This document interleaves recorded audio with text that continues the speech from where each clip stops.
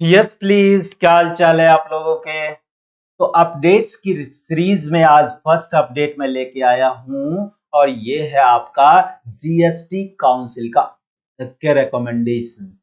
आज GST council की 53rd meeting हुई और नई सरकार के हेडिंग में अगर मैं बात करूं तो नई सरकार बनने के बाद ये पहली मीटिंग थी। जैसा उम्मीद था कि सरकार नॉर्मली पब्लिक के लिए कुछ बड़े कदम उठाने की कोशिश करेगी। काउंसिल मीटिंग में एजेंडा भी बड़े सारे थे और उसमें से कुछ रिलीफ मैं पब्लिक के लिए बता सकता हूं कि सरकार ने आज दिए हैं। ठीक है, जनरली टैक्स पेयर को बहुत ज्यादा रिलीफ की जरूरत थी एंड जो जनरल पब्लिक है उनके लिए कुछ एग्जेम्पशंस की जरूरत थी। तो सबसे पहले मैं स्टार्ट करता हूं। पहली आपकी फर्स्ट अपडेट्स है जो जीएसटी काउंसिल के रिकमेंडेशंस हैं वो है सरकार ने एग्जेम्पशन दिया है service provided by Indian railways. Indian railways multiple service provide करती है, पैसेंजर ट्रांसपोर्ट सर्विस पर एग्जेम्पशन नहीं दिया। वहां जो एग्जेम्पशन पहले दिया हुआ है वैसे ही है। ठीक है, नॉन एसी वाला जो एग्जेम्पशन है वो वैसे ही है। बाकी वहां पैसेंजर ट्रांसपोर्ट में एग्जेम्पशन नहीं दिया, बल्कि रिकमेंडेशन मिला है कि platform ticket, waiting room facilities and battery operated car service, इस तरह की जितनी भी additional services for passengers railway दिया करती है ना, इस पर अब कोई भी जीएसटी नहीं लगेगा। ठीक है, इसकी एग्जेम्पशन नोटिफिकेशन में आ जाएगी एक एंट्री, लेकिन अभी रिकमेंडेशन ऑफ जीएसटी काउंसिल है। ठीक, इसके बाद आइए दूसरा अमेंडमेंट जीएसटी रजिस्ट्रेशन को लेकर सरकार रिकमेंडेशन आई है काउंसिल की। और ये रिकमेंडेशन क्या कहती है, पहले जो 2023 में एक पायलट प्रोजेक्ट रिस्क बेस्ड आधार बायोमेट्रिक आधार ऑथेंटिकेशन लाया गया फॉर रजिस्ट्रेशन, इसको अब पूरे देश में लागू कर दिया जाए। जब ये 2023 में आया, बोला गया इसे हम पायलट प्रोजेक्ट बेसिस पर पहले गुजरात में लागू करेंगे। गुजरात में लागू करके इसे सक्सेसफुली देख लिया गया, टेस्ट कर लिया गया और अब Aadhaar biometric Aadhaar authentication mandatory कर दिया जाएगा for GST registration whole of India. ठीक है, तो अब सारे स्टेट में जीएसटी रजिस्ट्रेशन आपको मिलेंगे तभी जब बायोमेट्रिक आधार ऑथेंटिकेशन कंप्लीट हो जाएगा। ठीक, ये क्यों किया सरकार ने, क्योंकि सरकार के पास बड़ी सारे शिकायतें इस तरह से आ रही थी कि किसी का पैन नंबर, किसी का आधार नंबर यूज करके कोई एक फेक फर्म बना लेता है और आईटीसी, फेक आईटीसी को बाजार में रन कराता है। ठीक है, अब इससे क्या हुआ सर, दो तरह के लोग परेशान हो रहे हैं। जिनको फेक आईटीसी दे दिया गया वो भी परेशान है। ठीक है, उन्होंने गुड फेथ में खरीदा था लेकिन इनवॉइस किसी फर्म के नाम से काट दिया। उस फर्म का कोई एग्जिस्टेंस नहीं है, कोई ओनर नहीं है। रियल में जो ओनर है उसे तो पता ही नहीं है कि फर्म है भी, उसके नाम से कोई जीएसटी रजिस्टर्ड फर्म है। ऐसे करोड़ों के घोटाले यहाँ पर हो रखे हैं। सरकार के पास इंफॉर्मेशन है, इसकी जांच चल रही है। आप लोग भी अगर जीएसटी फ्रॉड लिख करके गूगल पे सर्च करोगे तो बड़े सारे लिस्ट मिल जाएंगे कि इतने सारे जीएसटी आईटीसी के फ्रॉड हुए हैं। तो सरकार ने अब इसको कंट्रोल करने के लिए रजिस्ट्रेशन में एक बहुत ही बड़ा बदलाव किया और वो ये कि अब बायोमेट्रिक आधार ऑथेंटिकेशन किए बिना रजिस्ट्रेशन सर्टिफिकेट नहीं दिया जाएगा। ठीक, इसके बाद तीसरा अमेंडमेंट है, तीसरा रिकमेंडेशन है वो ये है, मैं इसको सबसे ज्यादा इंपॉर्टेंट मानता हूं क्योंकि बड़े सारे छोटे छोटे टैक्स पेयर्स को इसमें हेल्प मिलने वाली है और ये है वेबर ऑफ इंटरेस्ट। इंटरेस्ट नहीं लगेगा ऑन डिमांड नोटिस, और डिमांड नोटिस कब, किस पीरियड का, 17-18 फाइनेंशियल ईयर 17-18 से लेके 19-20 तक का यदि सेक्शन 73 का डिमांड नोटिस है आपका, और अगर आपने इसका ड्यू टैक्स ड्यू जो है वो मार्च 2025 तक पे कर दिया, टैक्स अमाउंट पे कर दो, आपको इंटरेस्ट एंड पेनल्टी नहीं लगेगा।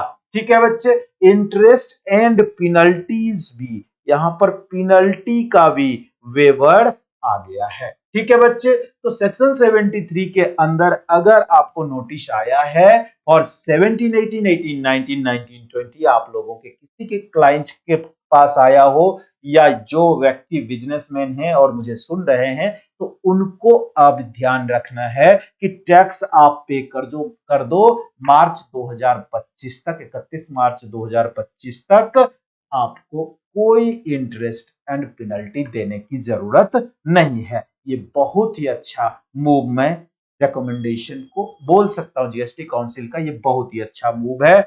इससे बड़े सारे टैक्स पेयर्स को फायदा होने वाला है, क्योंकि इनिशियल लेवल पर जीएसटी में लोगों से गलतियां हो रखी है, अब वो अपनी गलती को सुधार सकते हैं। 3 साल तक सरकार ने 3 साल के लिए कोई भी इंटरेस्ट एंड पेनल्टी लेने से मना कर दिया। ठीक है बच्चे, अब इसके बाद आगे आइए, recommendation of 12% of GST rates, although student के एंगल से देखो तो जीएसटी रेट्स ज्यादा इंपॉर्टेंट नहीं है, लेकिन हाँ, जो अभी हमें सुन पा रहे हैं, जो देख पा रहे हैं अपडेट्स के लिए, उनके लिए बता दूं कि सरकार ने सारे टाइप के जितने भी मिल्क केन्स है ना, सारे मिल्क केन पर 12% की जीएसटी रेकमेंड करती है। ठीक है, चाहे वो स्टील के हों, एल्यूमिनियम के हों, मिल्क कैन देखते हो ना बड़े बड़े लेकर के जो चलते हैं डेयरी वाले सारे। ठीक है, तो उस मिल्क कैन पर 12% की जीएसटी लग गई है। ठीक, इसके साथ ही जितने भी स्प्रिंकलर्स हैं उस पर 12% की जीएसटी रिकमेंड की गई है, एंड बाकी जितने कार्टून एंड केसेस हैं, पहले अलग अलग टाइप के कार्टून एंड केसेस के लिए अलग अलग जीएसटी के रेट थे, अब सारे कार्टून एंड केसेस के लिए जीएसटी का रेट 12% कर दिया गया है। ठीक है, ज्यादातर एप्पल जो उगाते हैं हिमाचल प्रदेश और जम्मू कश्मीर में किसान जो एप्पल उगाते हैं और उसको फिर पैकिंग करके भेजते हैं, उनके लिए ये एक रिलीफ है, क्योंकि वो लोग जो कार्टून का इस्तेमाल करते थे वो हायर रेट पर टैक्स होता था 18% पर, अब 12% पर टैक्स होगा, तो उन्हें थोड़ी सी राहत मिलेगी।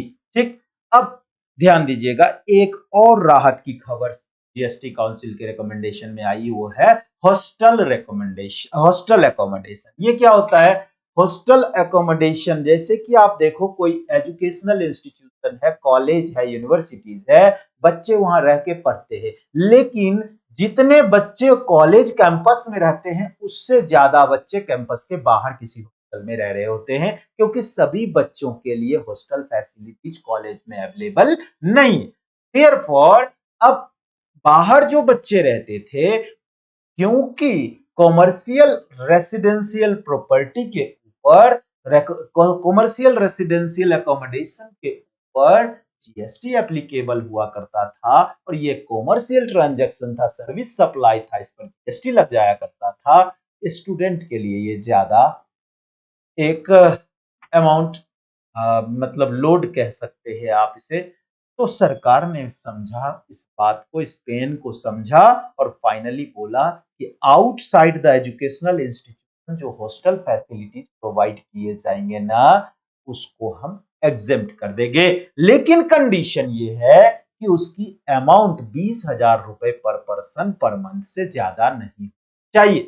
20,000 रुपए पर मंथ से ज्यादा अगर है तो टैक्सेबल होगा, लेकिन 20,000 रुपए से पर मंथ से कम है तो टैक्सेबल नहीं होगा। इतनी बातें समझ में आई? Yes sir. अब इसके बाद आइए, नेक्स्ट रिकमेंडेशन है एक और जो अच्छा स्टेप मैं मानता हूं, फंक्शनलिटीज ऑफ जीएसटीआर 1A। ठीक, अगर मान लीजिए आपके करंट टैक्स पीरियड में कोई डिटेल छूट गई, कोई पार्टिकुलर्स रह गया डालने से, तो आप उस पार्टिकुलर्स को एक अलग फंक्शनैलिटी के थ्रू ऐड कर सकते हो, रिटर्न के करेंट टैक्स पीरियड के रिटर्न में ऐड कर सकते हो। और उसके लिए एक नया फॉर्म रेकमेंड किया गया है, जीएसटीआर 1A। कुछ दिन में सरकार नोटिफिकेशन निकाल के बता देगी आपके पास लेटेस्ट इंफॉर्मेशन। जब मैं जीएसटीआर 1A आ जाएगा तो उसकी फंक्शनैलिटीज फिर डिस्कस करके अपलोड करूंगा। ठीक है बच्चे, इसमें क्या होगा, करंट टैक्स पीरियड में जो कुछ भी इंफॉर्मेशन आपका मिस हो गया, आप आराम से इसमें ऐड कर सकते हो। ठीक है, अब आगे बढ़ेंगे।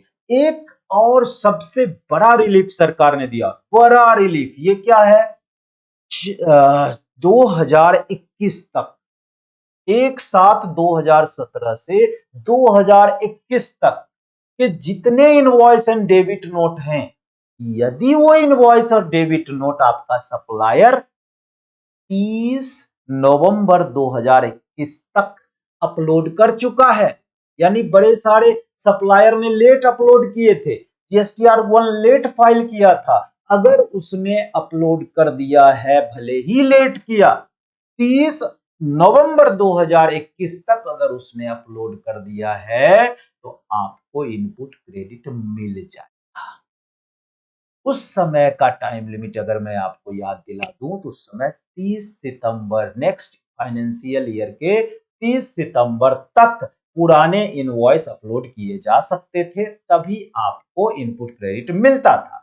जो बंदे 30 सितंबर के बाद रिटर्न फाइल किए थे, उसका इनपुट क्रेडिट इनपुट क्रेडिट आपको नहीं मिलता था, और उसके लिए अगर आपने क्लेम कर भी लिया तो डिपार्टमेंट ने सबको नोटिस भेज दिया है।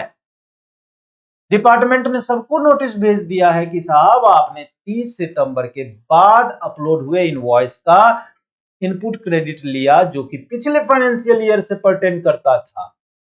अब उस नोटिस का कुछ होने वाला नहीं है, तो मैं ये कह सकता हूं कि बड़ी रिलीफ सरकार ने दिया।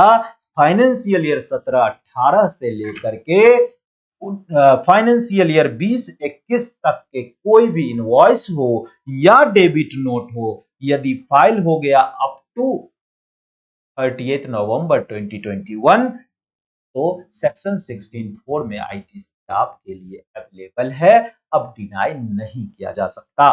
ठीक, इसके बाद आगे बढ़ेंगे।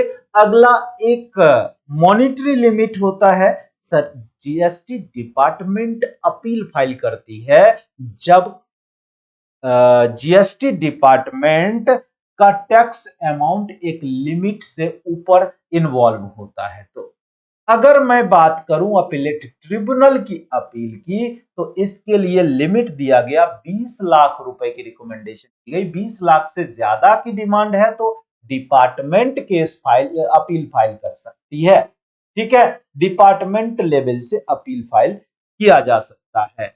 एंड हाई कोर्ट में अपील करना है, 1 करोड़ से ज्यादा का ड्यूटी अगर उसमें इन्वॉल्व है ना, तभी डिपार्टमेंट केस फाइल करेगी। और सुप्रीम कोर्ट में कोई केस लेके जाना है डिपार्टमेंट को, तो 2 करोड़ से ज्यादा की ड्यूटी इन्वॉल्व होनी चाहिए, otherwise department case supreme court लेके नहीं जाएगी। ठीक, ये तो था डिपार्टमेंट के। 9th रिकमेंडेशन है, अमाउंट ऑफ प्री डिपोजिट को सरकार ने सर्टेन लिमिट तक रिड्यूस कर दिया फॉर फाइलिंग ऑफ अपील। अगर अपील अपीलेट अथॉरिटी को फाइल किया जा रहा है, तो जो मैक्सिमम लिमिट थी प्री डिपोजिट की 25-25 करोड़ की, उसको सरकार ने अब 20 करोड़ मैक्सिमम लिमिट को घटा के 20 करोड़ जीएसटी, 20 करोड़ एसजीएसटी तक ले आई है। ठीक है, हालांकि ये बड़े टैक्स पेयर के लिए ज्यादा इंपॉर्टेंट है, जो स्मॉल टैक्स पेयर है उनके लिए ज्यादा एप्लीकेबल ही नहीं होता है। ट्रिब्यूनल का केस अगर फाइल करना है तो 20% of the liability and 20 crore maximum यहां पर दिया गया है, सीजीएसटी एंड 20 करोड़ एसजीएसटी। ठीक है बच्चे, तो ये प्री डिपोजिट्स की मैक्सिमम अमाउंट लिमिट को रिड्यूस कर दिया गया है। ठीक, अब आगे बढ़िए।